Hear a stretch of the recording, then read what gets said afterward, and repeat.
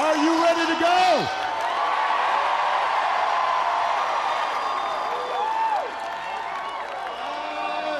It is good. It is good to be back in Pennsylvania.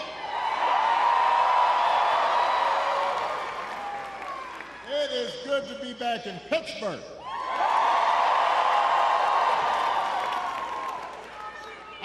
I love Pittsburgh. You know, I love the people of Pittsburgh. I love the food in Pittsburgh. I don't usually do this, but this is a little bit of a Yelp rating. Just had some of Pamela's pancakes. I first had those like 10, 15 years ago when I was running. And I was all like, I need some of those pancakes this time out. And even though I'm from Chicago, some of you may know, when I was a kid, I was a Steelers fan.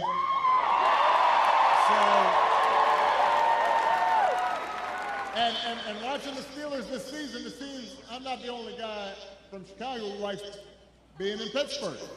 Because so far, Justin Fields is doing pretty good. Now, before we get started, we have a little bit of work to do here. All right, so I want everybody to be, just settle in. We got some work to do. Before we get started, I did want to say that we are, heartbroken about the loss of life in Florida, North Carolina, states across the Southwest. We are thinking about people, families whose lives have been upended by the storms over the last couple of weeks. I could not be more grateful for the first responders and FEMA professionals who have put themselves in harm's way to try and help.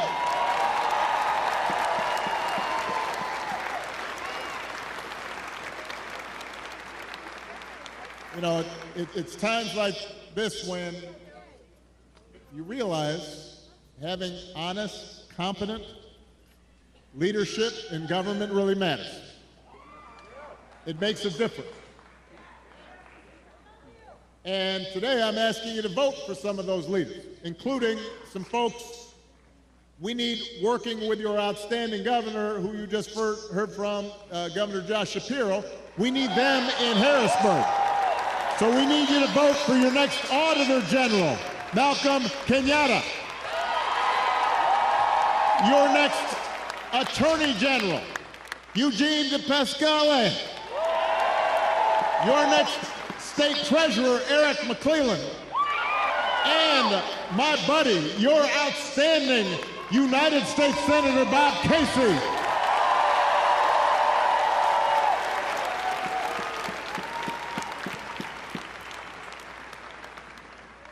Now here in Pennsylvania, there are 3 ways to vote. You can vote early, in person, at the county election office, or at a satellite office. You can also vote by mail. And if you need to figure out how to do that, just go to iwillvote.com PA to find a place to vote early or to request a ballot. And of course, you can vote at your polling place on Election Day, November 5th. But if you're at this rally, let's face it, you're probably voting unless you are 12. So you also have to help your friends and family make a plan to vote.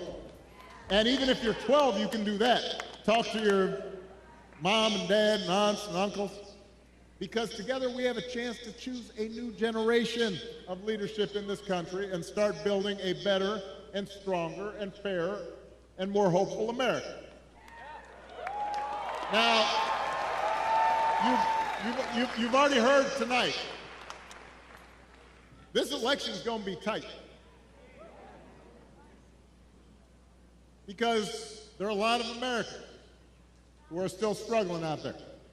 They're still striving to make life better for themselves, for their families, and for their kids.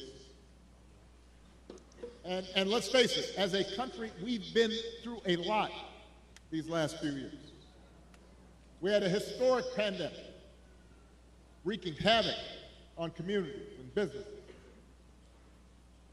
Disruptions from the pandemic then caused prices to spike, and that put a strain on family budgets. And in many ways, it's felt like the aspirations of working people have taken a back seat to the priorities of the rich and the powerful. So I get it, why people are looking to shake things up. I mean, I am the hopey-changey guy. So I understand people feeling frustrated and feeling we can do better. What I cannot understand is why anybody would think that Donald Trump will shake things up in a way that is good for you, Pennsylvania. I don't understand that.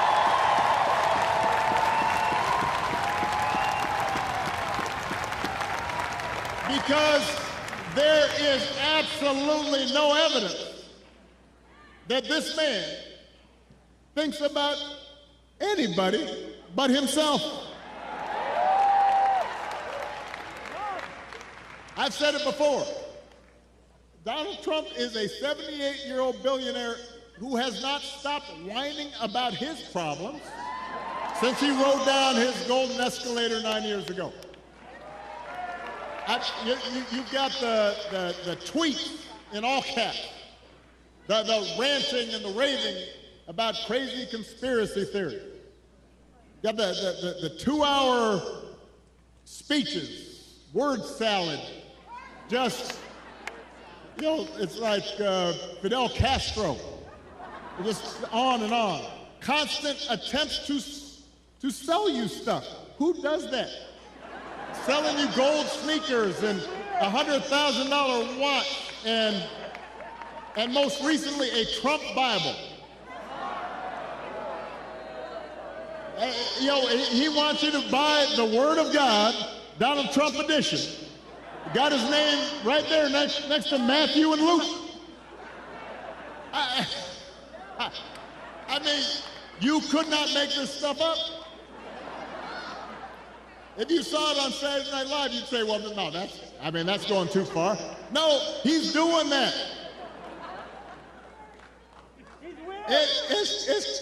It's crazy. And the reason he does it is because all he cares about is his ego and his money and his status. He's not thinking about you. Donald Trump sees power as nothing more than a means to an end. He wants the middle class to pay the price for another huge tax cut that would mostly help him and his country club buddies. Doesn't care if he costs more women their reproductive freedoms because it won't make a difference in his life. Do not boo. Vote.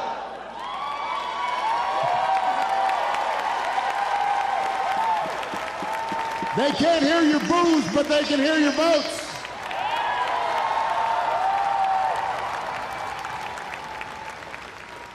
Most of all, Donald Trump wants us to think that this country is hopelessly divided between us and them, between the quote-unquote real Americans who support him and the outsiders who don't. Because having people divided and angry, he figures boosts his chances of being elected. And he doesn't care who gets hurt. Think about it. Just the other day, we learned that on January 6th, a couple years ago, Donald Trump was told that Mike Pence was in the Capitol about 40 feet from an angry mob chanting, "Hang Mike Pence." And his response was, quote, "So what? Don't boo." If Donald Trump does not care that a mob might attack his own vice president, do you think he cares about you? Pennsylvania, we do not need 4 more years of that. We don't need 4 more years of arrogance and bumbling and bluster and division. America's ready to turn the page. We are ready for a better story, one that helps us work together instead of turning against each other. Pennsylvania, we're ready for President Kamala Harris.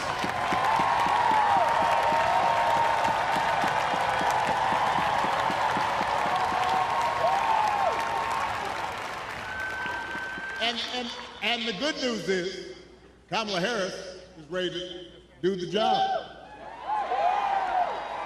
This is a leader who has spent her life fighting on behalf of people who need a voice and a change. Somebody who was raised in the middle class, who worked a summer job at McDonald's while she earned a degree, who believes in the values that built this country. Somebody who has served with distinction in every office that she has ever held. I think we probably had a fainting spell back there. So let's make space for the emergency folks. This happens sometimes. Everybody bend their knees a little bit. You've been standing for a while. You can dance if you want. I just suggest bend your knees. But she'll be okay.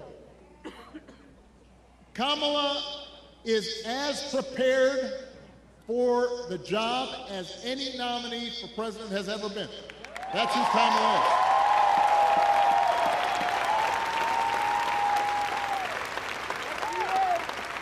And in the White House, she will have an outstanding partner in Governor Tim Walz.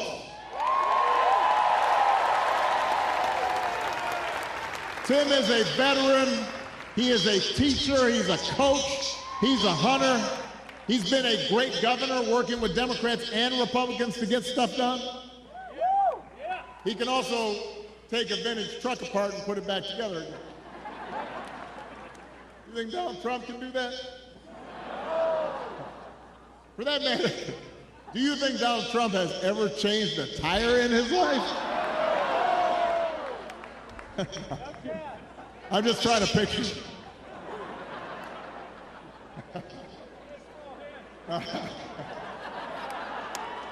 The point is, if you elect Kamala and Tim, they won't be focused on their problems, they'll be focused on yours. They understand that too many folks here in Pennsylvania and across the country are struggling to pay the bills. Even though wages are steadily growing and inflation is finally slowing, the price of everything, from health care to housing to groceries, it's still too high. And that takes a real bite out of paychecks. It hurts. So the question is, who's really going to do something about it? That's what you should be asking yourself. Now, Donald Trump's plan is to do what he did last time, which was give another massive tax cut to billionaires and big corporations. And then, don't boo, I'm going to break you of this habit.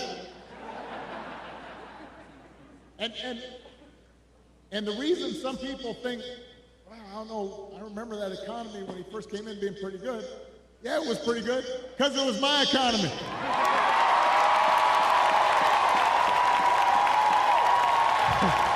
We had had 75 straight months of job growth that I handed over to him.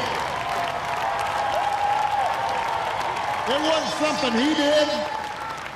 I spent 8 years cleaning up the mess that the Republicans had left me the last time. So just in case everybody has a hazy memory,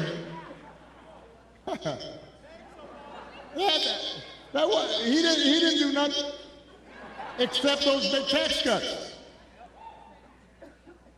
His other big economic plan now is to slap tariffs on everything, from food to TVs. Now, understand what tariffs are. Anything that's coming from that's made elsewhere and comes here, you slap extra money on top of it.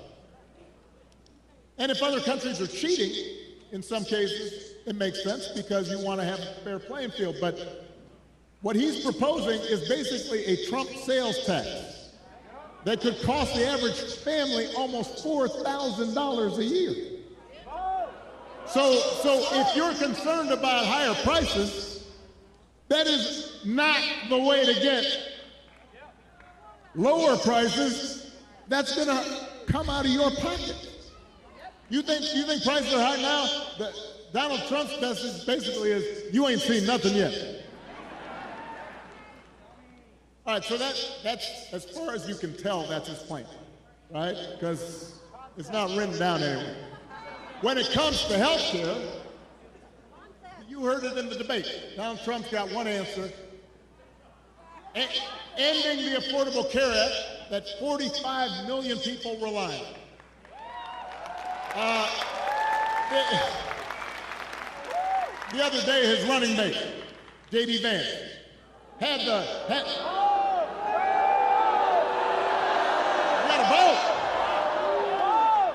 the other day, his running mate had the nerve to say, Donald Trump salvaged the Affordable Care Act.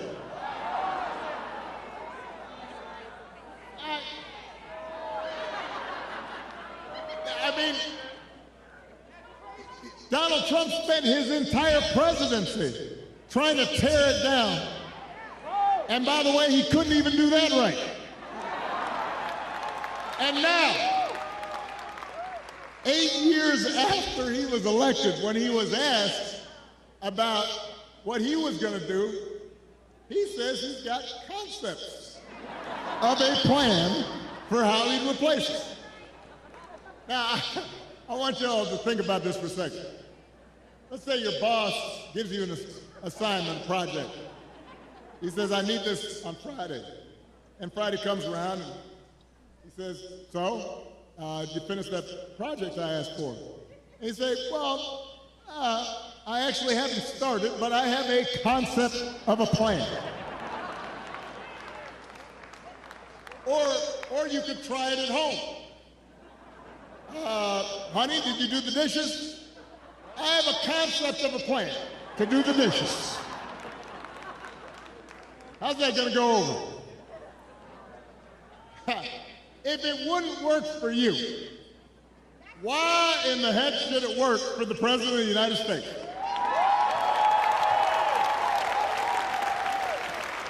But the good news is, Kamala Harris, she doesn't have concepts for a plan.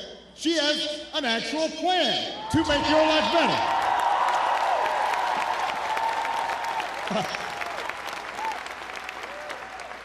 To bring down the cost of things like groceries. She'll go after corporations that are jacking up prices. Just like she went after big banks and for-profit colleges when she was an attorney general in California. And believe me, when she does, nobody's going to want to stand in her way. I remember after the home mortgage crisis, Kamala pushed me and my administration harder than any other attorney general in the country to make sure homeowners got a fair settlement. It did not matter that she was pushing a Democratic administration. She was not going to let anybody stop her from winning as much relief as possible for the families who deserved it. And because of the work she did, those families got billions more than they would have otherwise got. That's the kind of president Kamala Harris will be.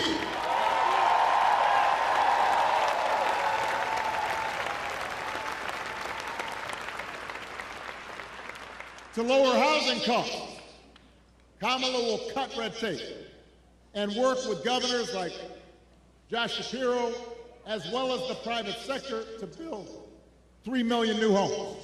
And she'll give first-time home buyers up to $25,000 to help with the down payment. Plans, concrete plans. And for a lot of folks, that could be the difference between watching their dreams pass them by or finally owning a place of their own. To lower health care costs, Kamala already worked with Joe Biden to take on the drug companies and bring down the cost of insulin and hearing aids and more than 50 prescription drugs And as president, she will never stop working to limit out-of-pocket costs and protect your care. That's who Kamala is. She's got a track record of doing it. And here's the big one. Instead of giving more tax breaks to billionaires and raising prices on working families, Kamala will give a tax cut to 100 million middle class and working people here in America.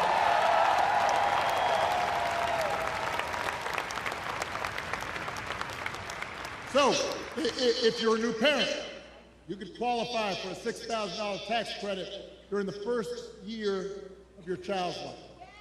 Because I don't have to tell a lot of you, raising kids is hard.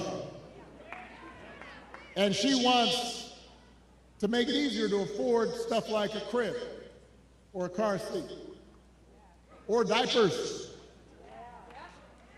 I remember buying diapers. I remember the first time I went in the store, right after Malia was born. I was like, what? That's how much diapers cost? I remember changing diapers. You think Donald Trump ever changed a diaper? No! No chance! Yeah.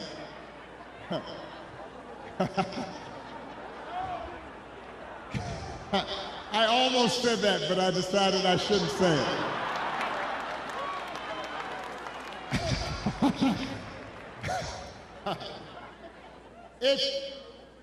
If you're starting a small business, Kamala Harris will give you a $50,000 tax credit to help you get it off the ground. That's who Kamala Harris is. That's what she stands for. So with Kamala, you've got actual plans. Trump, concepts of a plan. Now, if you challenge Trump to elaborate and enumerate his concepts, he will fall back on one end. J.D. Vance does the same thing. Doesn't matter what the issue is, housing, health care, education, paying the bills. Their only answer is to blame immigrants.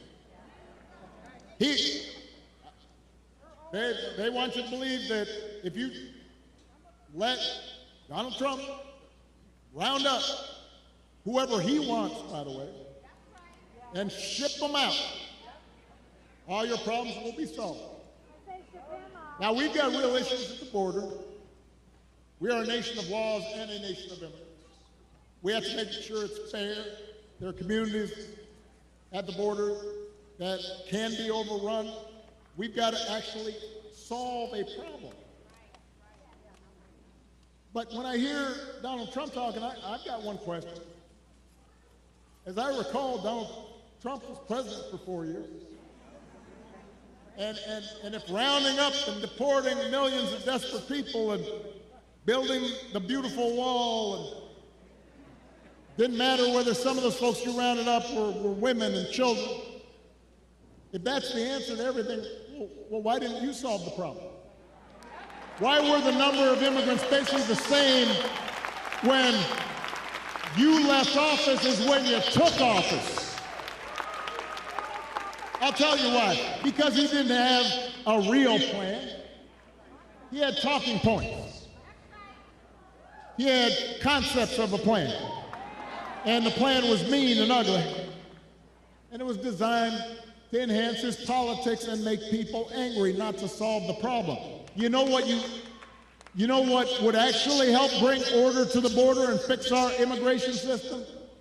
The bipartisan deal that Kamala Harris supported, even though it was written by one of the most conservative Republicans in Congress, the same bill that Donald Trump tanked on purpose because he thinks fear-mongering is how he's going to win this election. He told Republicans, even the ones who had originally supported, don't vote for it, because he doesn't want the problem solved. We don't need a president who will make problems worse just to make his own political circumstances better. We need a president who actually cares about solving problems and making your life better. And that's what Kamala Harris will do.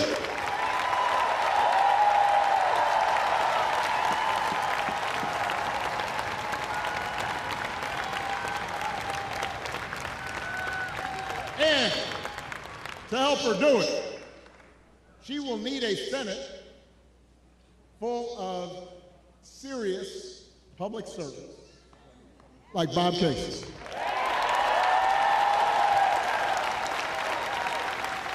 I'm going to talk about this man just for a second. I've known Bob for almost 20 years. I've watched his daughters grow up. I know his brothers and cousins, and let me tell you, there are a lot of brothers and cousins.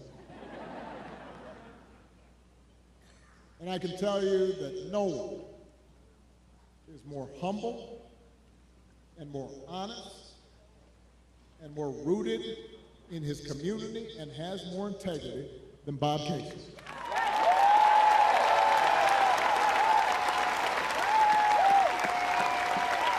You know, in Washington,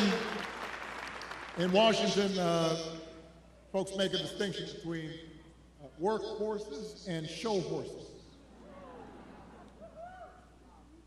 And Bob Casey, he's not a show pony. All the guy cares about is doing the job and looking after you, the people he was elected to serve. That's the kind of person we need to send back to Washington. That's the kind of person who's going to help Kamala get stuff done. Folks who share our values and will do what they can to move this country forward rather than backward. That's who Bob Casey is.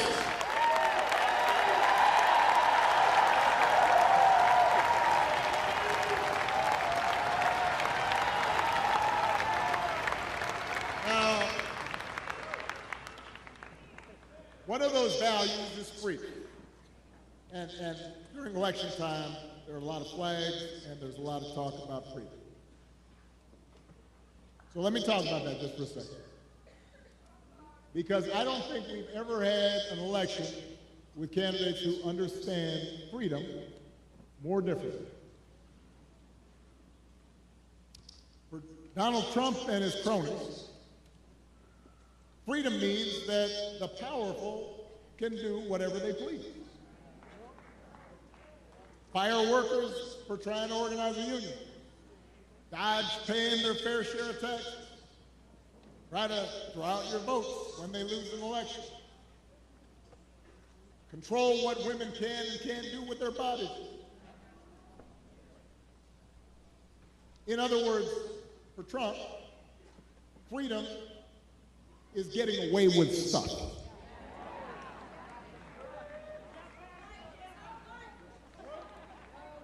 It's like he said in the middle of the pandemic. I don't take any responsibility at all. People were dying. I don't take any responsibility at all. Not sure any other president has ever uttered that statement. We have a broader idea of freedom. We believe in the freedom to provide for our families if we're willing to work. The freedom to breathe clean air and drink clean water and send our kids to school without worrying if they come home. We believe that true freedom gives each of us the right to make decisions about our own life, how we worship, who we marry, what our family looks like.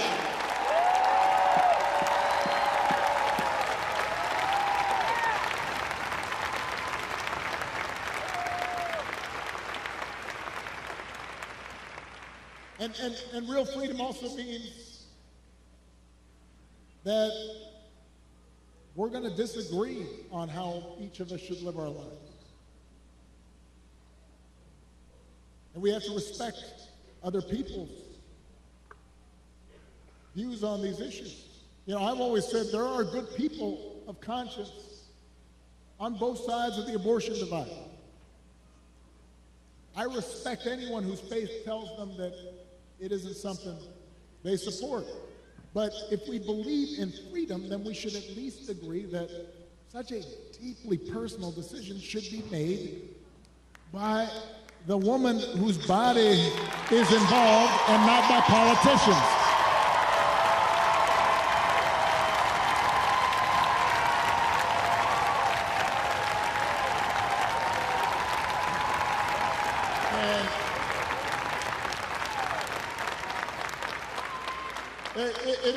It has been fascinating to watch Donald Trump just tie himself into a pretzel on this issue. I mean, when he ran for president the first time, he said he would support punishing women who got an abortion. That's what he said. Thank you. Now, well, a couple weeks ago, what did he say? He said, "Don't worry, women, I'll be your protector. I'll tell you how he protected you."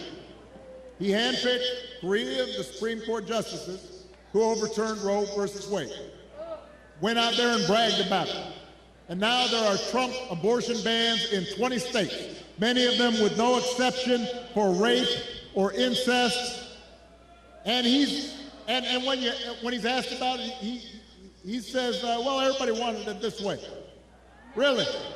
He thinks women want to have to drive hundreds of miles to find a doctor who can help them? Does he think doctors want to choose between letting a woman die or going to jail for giving her the life-saving care that she needs? That is not something people chose. Now, Donald Trump may be confused about that issue. But let's not be confused. Let's be clear about what's at stake here. If you send Bob Casey back to the Senate, he'll vote to restore reproductive freedom that women had for nearly 50 years. And if Congress passes that bill, Kamala Harris will sign it into law.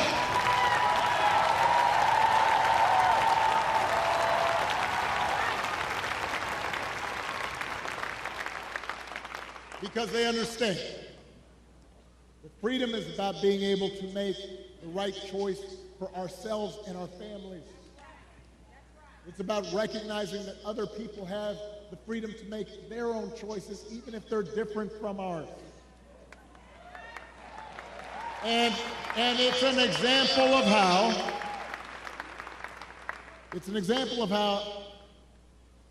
at the end of the day, this election isn't just about politics. It's about values. It's about who we are and how we treat each other. And the example we want to set for our children and for their children. And it's about character. You know, some of you know that when I was growing up, I didn't have a father in the house. But I did have plenty of people around me. Stepfather, grandparents, teachers, coaches, most of all my mom, who taught me the difference between right and wrong, who showed me what it meant to have integrity and to be honest and to be responsible and to work hard and to treat other people like we wanted them to treat us. And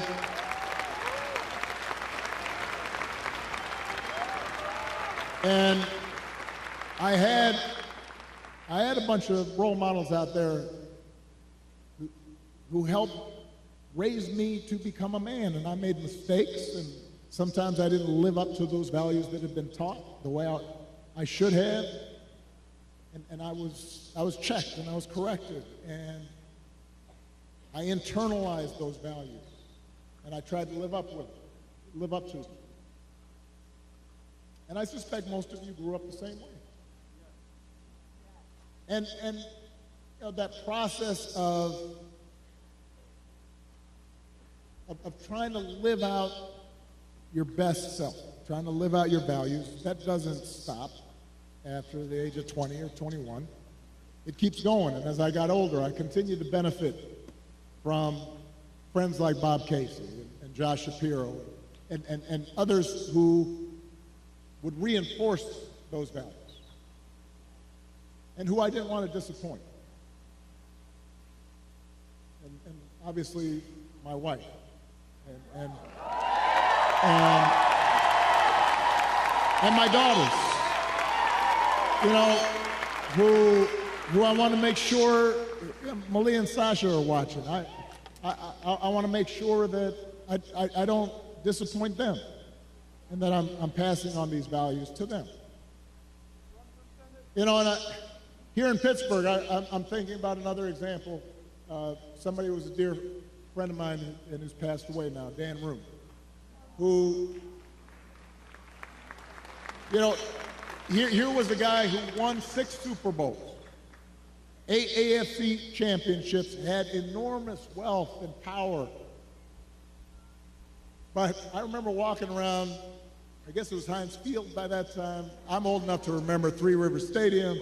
Now I know it's something else. But Dan knew the name of every single person in the Steelers organization. You know, we'd pass by a custodian and he'd say, "Hey, Jimmy, how you doing? How's the family?" All the front office staff, he cared about them. He used his influence to get more black and brown head coaches hired in the NFL. He gave back to his community. He was known for his integrity. He helped support the peace process in Northern Ireland, became my ambassador to Ireland, and continued to help encourage people who were so far apart to come together. He had character. That's what I think about so much these days, because it's so different from what we see out of the Republican nominee. And it's been one of the most disturbing aspects of this election season about Trump's rise in politics, is how we seem to have set aside the values that people like Dan stood for and Bob stood for and that I was taught, and those didn't used to be Republican and Democratic values. I mean, it used to be we'd have arguments about tax policy or foreign policy, but we didn't have arguments about whether you should tell the truth or not. We didn't make excuses for people who just violated basic norms of treating people fairly and with respect. I mean, just last week, I talked about this. We had one of the deadliest hurricanes in American history. The beautiful town of Asheville, North Carolina, one of my favorite places in the country. Spent time there, amazing people. Devastating. Hundreds of people killed. And President Biden and Vice President Harris were down there meeting with local officials and comforting families, asking how they could help. And Donald Trump at a rally just started making up stories about the Biden administration withholding aid from Republican areas and siphoning off aid to give to undocumented immigrants. Just made the stuff up. Everybody knew it wasn't true. Even local Republicans said it was not true. And now the people of Florida are dealing with another devastating storm. And I want you to watch what happens over the next few days, just like the last time. You're going to have leaders who try to help, and then you have a guy who will just lie about it to score political points, and this has consequences. Because people are afraid, and they've lost everything, and now they're trying to figure out, how do I apply for help? And some of them may be discouraged from getting the help they need. The idea of intentionally trying to deceive people in their most desperate and vulnerable moments. And my question is, when did that become okay? I'm not looking for applause right now. I want to ask Republicans out there, you know, people who are conservative, who didn't vote for me, who didn't agree with me. I had friends who disagreed with me on every issue. When did that become okay? Why would we go along with that? I mean, if your coworkers acted like that, they wouldn't be your coworkers very long. If you're in business and somebody you're doing business with just outright lies and manipulates, you stop doing business with them. Even if you had a family member who acted like that, you might still love them, but you tell them you got a problem. And you wouldn't put them in charge of anything. And yet, when Donald Trump lies or cheats or shows utter disregard for our Constitution, when he calls POWs losers or fellow citizens vermin, people make excuses for it. They think it's okay. They think, well, at least he's owning the libs. He's really sticking it to them. It's okay as long as our side wins. And by the way, I'm sorry, gentlemen, I've noticed this especially with some men who seem to think Trump's behavior, the bullying and the putting people down, is a sign of strength. And I am here to tell you that is not what real strength is. It never has been. Real strength is about working hard and carrying a heavy load without complaining. Real strength is about taking responsibility for your actions and telling the truth even when it's inconvenient. Real strength is about helping people who need it and standing up for those who can't always stand up for themselves. That is what we should want for our daughters and for our sons, and that is what I want to see in a president of the United States of America.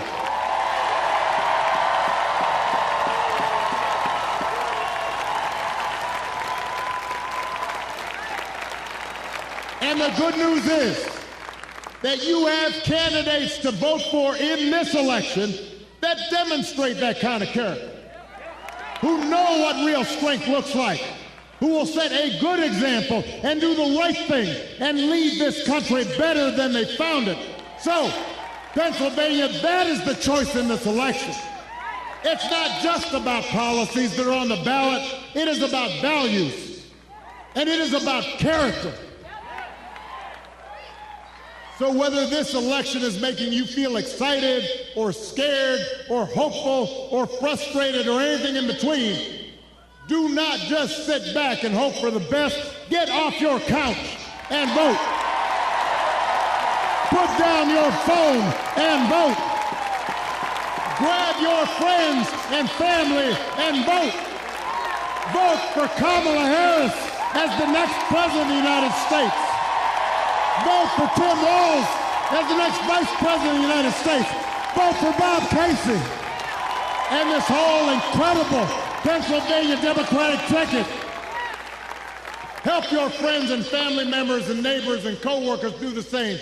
Because if enough of us make our voices heard, we will leave no doubt about the election outcome. We'll leave no doubt about who we are and what America stands for. And together we'll keep building a country that's more fair and more equal and more just and more free. That is our task. That is our responsibility. Let's go do it. Thank you, Pittsburgh. Thank you, Pennsylvania. Let's go vote.